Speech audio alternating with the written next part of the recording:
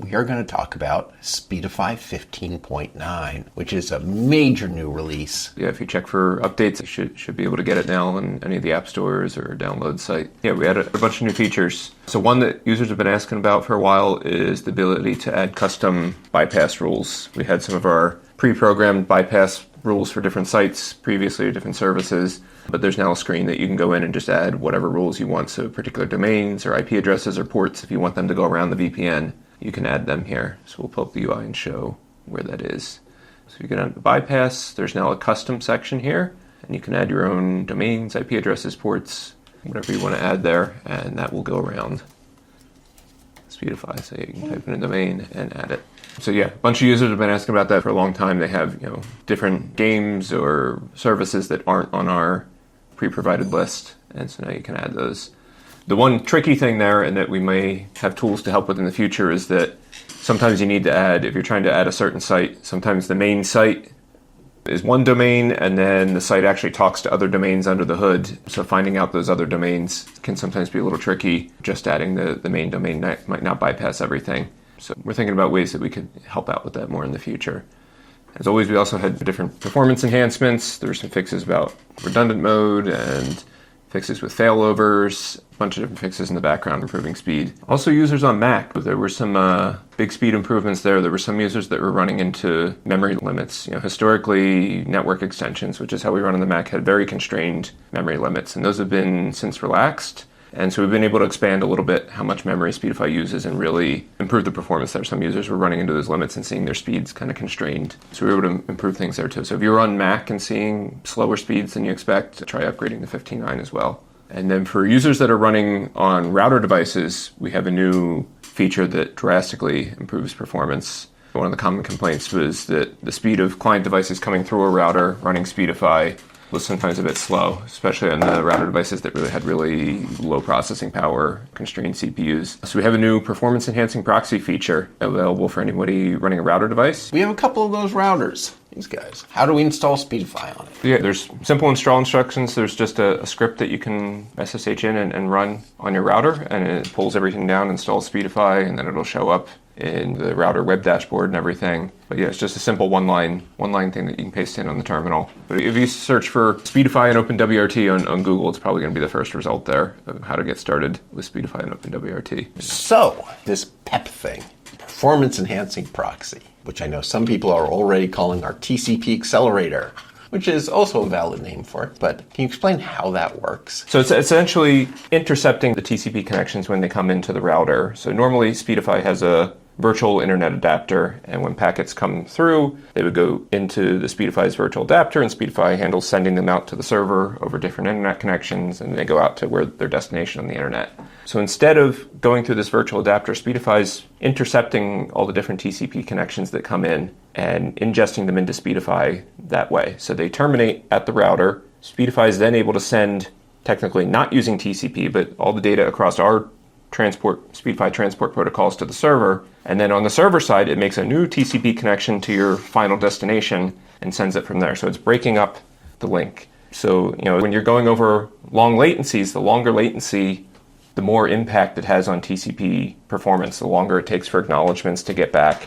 So that can, if you have a kind of unreliable or lossy link, the higher the latency, the more impact it can have on TCP's performance. So by breaking up into these segments, you're just having TCP going between your client device and the router. That can be a very fast link, and you're sending the data over Speedify, and then it's just between the Speedify server and the destination. It's splitting up into these different TCP segments, and so the latency of the whole path doesn't matter as much, and you're able to avoid some of the slowdown problems with TCP on more variable or higher latency links. And then it also, where we get a lot of the performance improvement, is allows us to more efficiently process large chunks of data from TCP. So when we're terminating at the router device, we're able to read in big chunks of data from these TCP connections, where normally we're limited by whatever the network limit is. We were talking about that MTU, where the network link between your router and your client device is usually a limit of how large these packets can be. We're now able to read in these larger chunks of data from the TCP connection because it can group them all together in the operating system and give us this big chunk of data. Wi-Fi often has, 1480 byte maximum packet sizes. So even if you have an internet connection that does jumbo packets, without the PEP, we can't use it because you're coming in with these little packets, and that's what we have to send, even though the internet says, hey, I'll take a big connection, a big packet. But now with the PEP, we'll take a bunch of your little packets and put them together into one big efficient packet and send it out. So yeah, I'm really seeing 70% faster results. I mean, yeah, even more than that. You had somewhere you were getting 600%. Right, yeah. A lot of times, if you're maxing out the CPU on this device, which isn't hard to do on these little lower-powered routers, but yeah, if you have a sufficiently fast internet connection, gigabit internet connections, we were seeing results 6 times faster through the router than we were seeing previously without the PEP when you come down to CPU-constrained performance. You can go into the menu and turn that on, and it drastically and significantly improves the performance of the client devices coming through. I made a little video for this. So last night I took one of these GL.iNET Barrel AX travel routers, nice little device, and I tried it with the PEP. So this is all on my Mac connecting to the Barrel AX. So what I did is I wanted to test how it worked with really high latency. So I connected to a server in Japan, and I started with PEP off.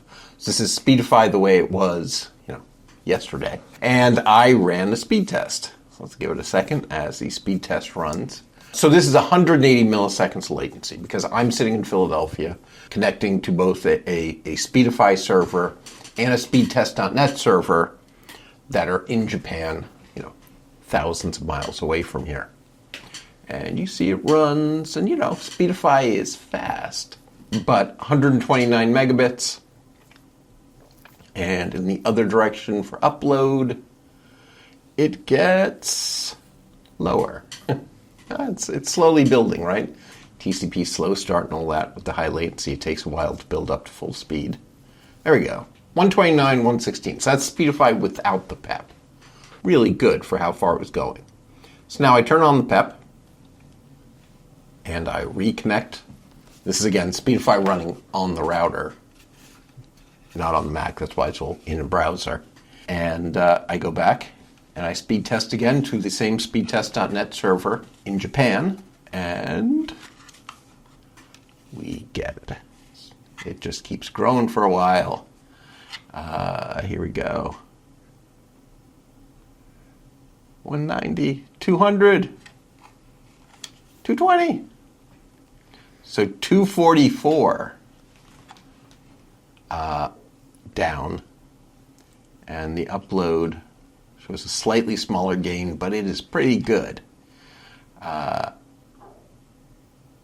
we go. So 159. So, it's a 75% speed improvement, right? If I'm doing the math right. So if you have any sort of router device, it's time to upgrade. You really want to get it, and you want to turn on the PEP. Right now, the PEP doesn't turn on by default, just because it's new and exciting, and we don't want to surprise anybody. But if you're in a good spot to test, turn on and tell us how it does for you. It seems to make a really big difference for us. So that is Speedify 15.9. If you haven't yet, time to update.